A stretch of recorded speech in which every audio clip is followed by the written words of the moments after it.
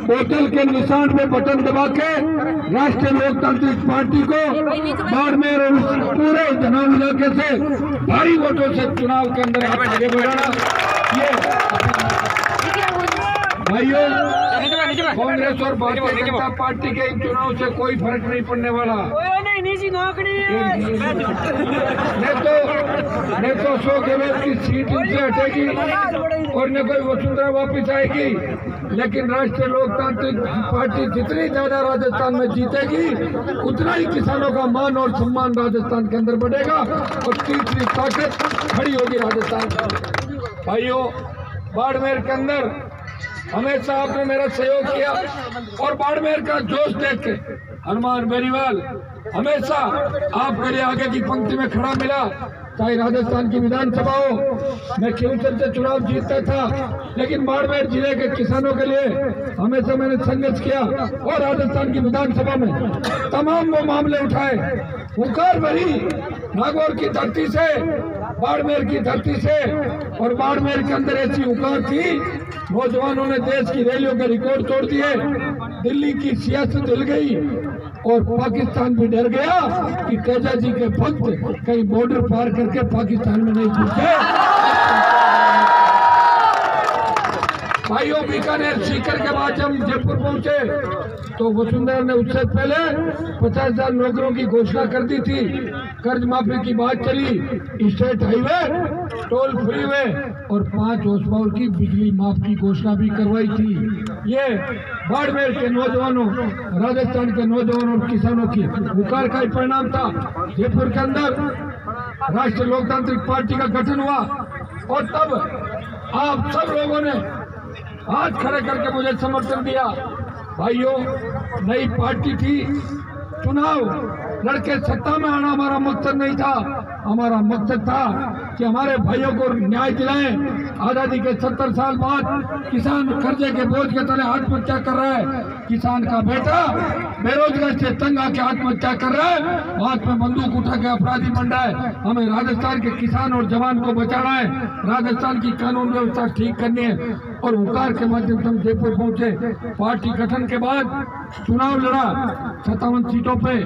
बाड़मेर के अंदर हो सकता है कि हमारे विधायक नहीं बने, लेकिन आपने बाड़मेर में शिव, बाड़मेर की बाईतू, बाड़मेर की सिवाना, बाड़मेर की चोटन और तमाम सीटों पे राष्ट्रीय लोकतांत्रिक पार्टी को भारी समर्थन देके हनुमान बेनीवाल का मान और सम्मान बढ़ाया। वो आपकी ताकत का ही परिणाम था। लोग कह रहे हैं ना कि मोदी जी की हवा थी, तो मोदी जी की हवा नहीं थी। मोदी जी की हवा के साथ साथ राष्ट्रीय लोकतांत्रिक पार्टी के जवानों की हवा भी थी, जो मिलकर 25 सीट बन गई। और अगर इतनी हवा की बात करते हो तो 24 का चुनाव सामने आ रहा है, वापिस 2-2 हाथ कर लेंगे, पता लग जाएगा हवा किसकी चलती है। लोग कहते हैं कि मैं तो किसी की गोदी में जाके बैठ गया। मैं किसी की गोदी में जाके नहीं बैठा। मैं तो लोकसभा में जो मुझे सीट अलॉट हुई है ना, मेरी सीट भी जाके बैठा हूँ उस सीट पे, और उस सीट पे हमेशा आपकी पैरोकारी करी।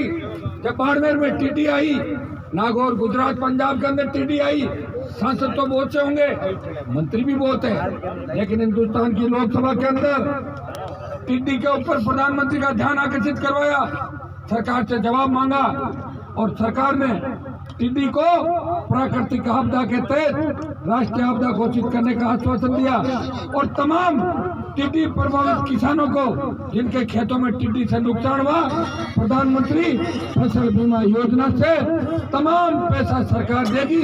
ये घोषणा हनुमान बेनीवाल ने दिल्ली की लोकसभा के अंदर करवाई थी। अगर टिड्डी प्रभावित किसानों को मुआवजा कहीं नहीं मिला है तो मेरे से लगातार आप संपर्क भी करना। मेरे हिसाब से तो आपके यहाँ जहाँ नुकसान हुआ है सबको मुआवजा मिला होगा। भाइयों, सारी चीजें मेरे हाथ में नहीं है। या तो कलम की ताकत हो, अपने लोगों का भला कर दो, या जनता की ताकत हो, सरकार को झुका दो। कलम की ताकत तो मेरे पास है नहीं, जनता की ताकत है। मैं सरकारों से लड़ रहा हूँ। 2 दिन पहले आपने देखा होगा, धनतेरस के दिन, दीपावली से पहले लोग धनतेरस के दिन धन के लिए पूजा कर रहे थे कि हमें लक्ष्मी जी की पूजा कर रहे थे। और हनुमान बेनीवाल जोधपुर शहर के अंदर वो किसान के बेटों की निर्मम हत्या करके मार के फेंक दिया, उनको न्याय दिलाने के लिए कमिश्नरेट का घेराव पूरा कर। ऐसा नेता कहाँ मिलेगा आपको, बताओ।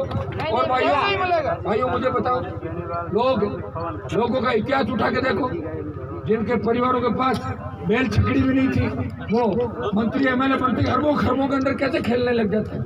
कहाँ चाहता पैसा। मेरे पिताजी विधायक थे, मैं बन गया 3 बार एमपी बन गया, मेरा भाई विधायक बन गया, पार्टी बना ली, लेकिन मेरे पास पैसा नहीं है। वसुंधरा ने मेरे खातों की जांच कराई, उनमें 15 रुपए मिले थे। तभी तो मैंने वसुंधरा को उसके दोस्त ललित मोदी के पास लंदन भेज दिया। भाई अशोक गहलोत को भी देखो आप कितनी दोस्ती निभाता है कि सुप्रीम कोर्ट ने कहा कि वसुंधरा का बंगला खाली कराओ, अशोक गहलोत नया कानून लेकर आ गया, बोले वसुंधरा तो मेरे घर के सामने वाले बंगले में रहेगी। वो गाना है ना कौन सा, मेरे सामने वाली खिड़की में, क्या है वो गाना, लग रहा पता नहीं अशोक जी का ऐसा क्या सामने वाली खिड़की में हसीना रहती है, उसका नाम वो है। अशोक गहलोत अपने आप को जादूगर कहता है। जादूगर का जादू मैंने जोधपुर में खत्म किया कि नहीं कहा, उसके बैठे उसको बना दिया सपेरा, और सपेरे की नागिन हो गई। वाह भाई, बाड़मेर वालों को मजा आ गया। उसने वसुंधरा जी पे रेत उछाली थी बाड़मेर वालों ने 2 बार, मुझे याद है। वो बहुत नाराज है बाड़मेर वालों से कि बच्चे मेरे पीछे भागते आते ही भाग जाते हैं।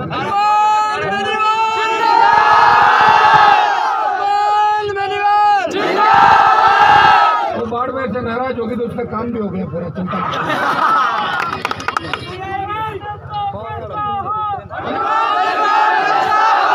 चुनाव के अंदर मैं इतना ही आपको आश्वस्त कर सकता हूं कि राजस्थान के किसान और किसान के बेटों के मान और सम्मान के लिए, मेरे दूसरे छोटे भाइयों के लिए, और मैं तो एक बात हमेशा राजस्थान में कहता हूं कि जाट, मुस्लिम, मेघवाल, गुजर, यादव, मेणा, 36 कौम अगर साथ आ जाए तो पार्टियों को घर बिठा देंगे और ये आरएलपी अकेली राजस्थान में सरकार बनाएगी।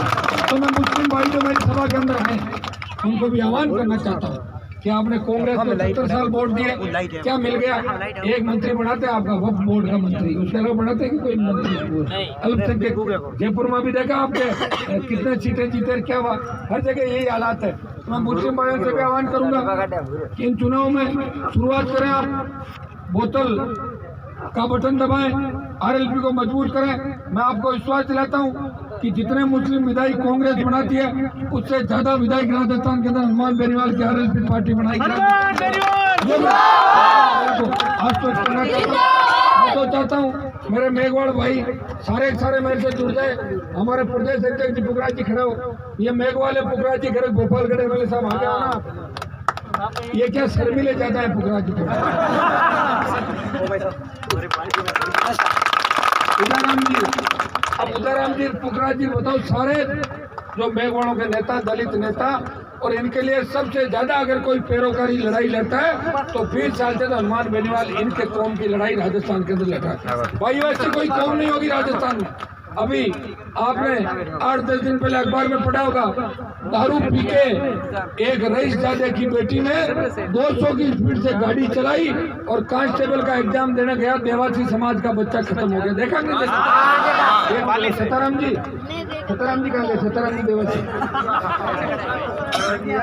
अरे मोबाइल में बंद कर लीजिए, बताइए आज कहीं फोन ज्यादा है सीताराम जी।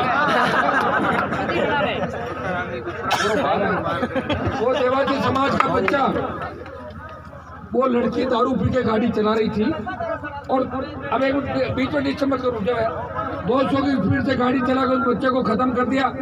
कोई नहीं पहुंचा। राष्ट्रीय लोकतांत्रिक पार्टी के पदाधिकारी और जवान, मेरे पास टेलीफोन आया, मैंने कहा जाओ और पीड़ित परिवार की मदद करो, 4 घंटे बैठ जाओ, 4 घंटे बाद मैं आ जाऊंगा। वो कोई सी भी रईस शादी होगी उसके बाप और दादाओं को सबको ठेल के और घसीट के लाऊंगा यहाँ।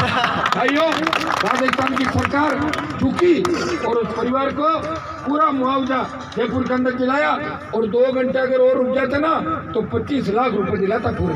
वो भी जल्दबाजी में थे। मैं क्या करता बताओ, सीताराम जी चुनाव में लगे हुए थे, मैं पहुंच नहीं पाया, लेकिन फिर भी उस परिवार को मुआवजा दिलाया, मुकदमा दर्ज हुआ और उस रईस शादी को गिरफ्तार किया। नहीं किया तो 5 तारीख बाद करवा दूंगी। क्या कोई आवाज उठाने वाला नहीं है। बाड़मेर से लेकर धौलपुर, चाहे धौलपुर के डाकुओं का मामला हो, चाहे अलवर के अंदर दलित की बेटी का वीडियो वायरल करने का मामला हो, हनुमान बेनीवाल हर जगह जाता है, हर परिवार को न्याय दिलाता है और मुकदमा भी खाता अपने ऊपर। मुकदमों की संख्या भी बढ़ गई, धीरे धीरे बढ़ती है, लेकिन गहलोत के अंदर इतना दम नहीं, वसुंधरा में दम नहीं कि हनुमान बेनीवाल को जेल के अंदर डाले। ऐसी जेल राजस्थान के अंदर बनी हुई है।